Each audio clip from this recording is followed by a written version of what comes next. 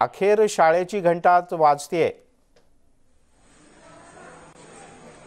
अगदी बरोबर आहे। 19 महिन्यानंतर आज मुंबईत पहिल्यांदाच शाळेची घंटा वाजत आहे। यापूर्वी जेव्हा मार्चमध्ये किंवा जानेवारीत जेव्हा कोविड कमी झालं होतं तेव्हा मुंबई सोडून महाराष्ट्रात इतर ठिकाणी अनेक ठिकाणी शाळा सुरू झाल्या होत्या, परंतु मुंबईत मात्र तब्बल 19 महिन्यानंतर आज शाळा सुरू झालेल्या आहे, घंटी वाजलेली आहे आणि मुलांचा किलबिलाट शाळेमध्ये सुरू झालेला आहे। मी आहे आता घाटकोपर या ठिकाणी शिवाजी टेक्निकल शाळा आहे। या शिवाजी टेक्निकल शाळेमध्ये सकाळी 7:45च्या दरम्यान विद्यार्थी शाळेमध्ये आलेले आहेत आणि आता शिक्षणाला सुरुवात झालेली आहे। आपल्यासोबत काही विद्यार्थी सुद्धा आहेत, आपण त्यांना सुद्धा विचारणार आहोत। आज शाळा सुरू झाली, पहिलाच दिवस आहे, तब्बल 19 महिन्यानंतर तुम्ही या ठिकाणी शाळेत आलेल्या आहे, काय भावना आहे?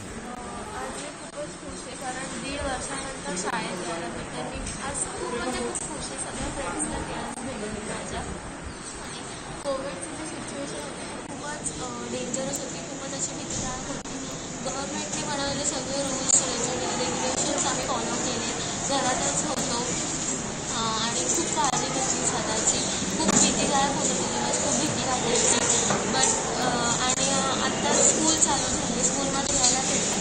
म्हणजे घरी असताना ऑनलाईन लेक्चर्स चालू होते। मनोजचा आवाज नीट पोहोचू शकत नाही, आपण मनोजच्याकडनं आणखीन माहिती घेऊयात। पण महाराष्ट्रभरातनं आपले जे वेगवेगळे प्रतिनिधी जोडले जातात त्यात भास्कर मेहरे आपल्यासोबत जोडले गेले आहेत। भास्कर, कोणत्या शाळेत आज आहे? म्हणजे खरं तर ग्रामीण भागात काही दिवसांपूर्वी शाळा सुरू झाल्या होत्या पण परत बंद झाल्या होत्या।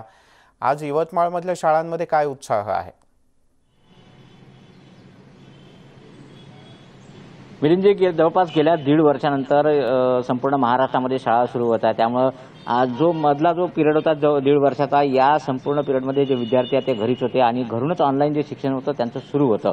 आणि आता ज्यावेळेस शाळा सुरू झाली तर विद्यार्थ्यांमध्ये प्रचंड प्रमाणात या ठिकाणी उत्साह आपल्याला दिसत आहे। संख्या जरी कमी असली तरी पण जे उपस्थिती आहे किंवा जे उपस्थित विद्यार्थी आहेत त्यांच्यामध्ये या ठिकाणी उत्साह आहे। मी सध्या यवतमाळच्या अभ्यंकर कन्या शाळेमध्ये आहे आणि या शाळेमध्ये माझ्यासोबत काही शिक्षक आहे, विद्यार्थी आहे आणि पालक सुद्धा आहे। आपण या सगळ्यांशी चर्चा करूया, कारण गेल्या 1.5 वर्षानंतर ही शाळा सुरू होत आहे। तर नेमकं विद्यार्थ्यांमध्ये कसं वातावरण आहे, त्यांना काय वाटतंय?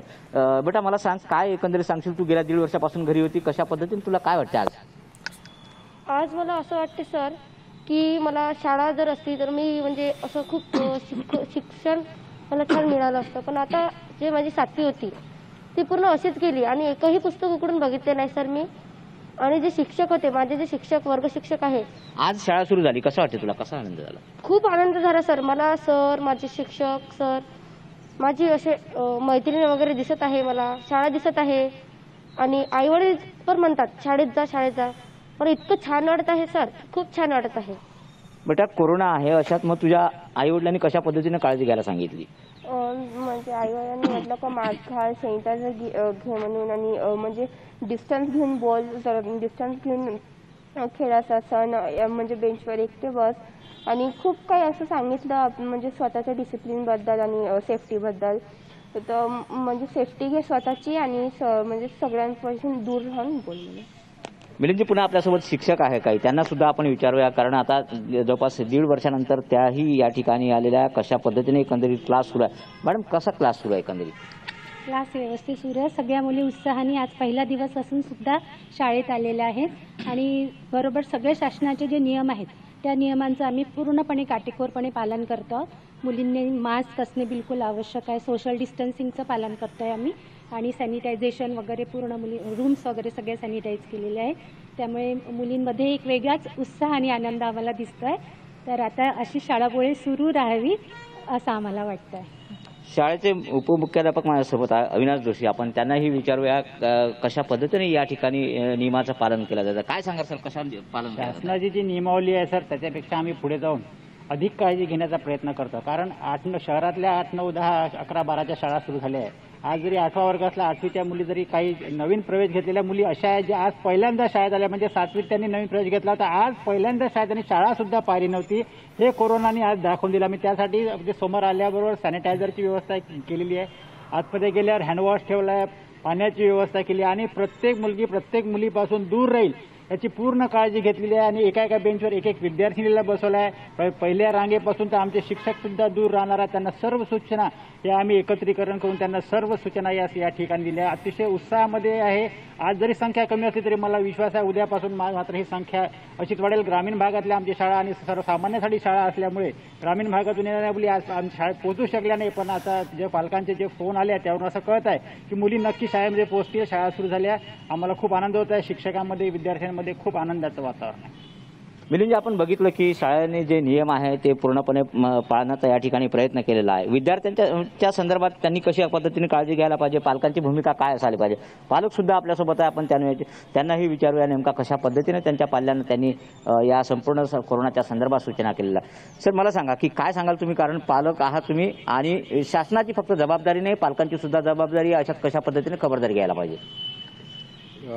खरं सांगायचं झालं तर मुलं इतके कंटाळून गेले होते की हा जो निर्णय आता शासनाने घेतला हा याही पूर्वी जरी घेतला असता तरी चाललं असतं.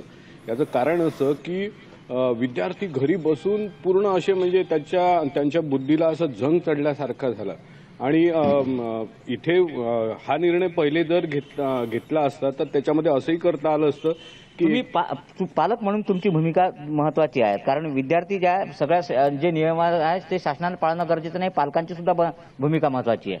नाही, बरोबर आहे. आम्ही पालक म्हणून त्यांची काळजी घरी घेणार आणि शाळेत जाताना येताना ही काळजी घ्यायला आम्ही त्यांना सांगितलं आहे.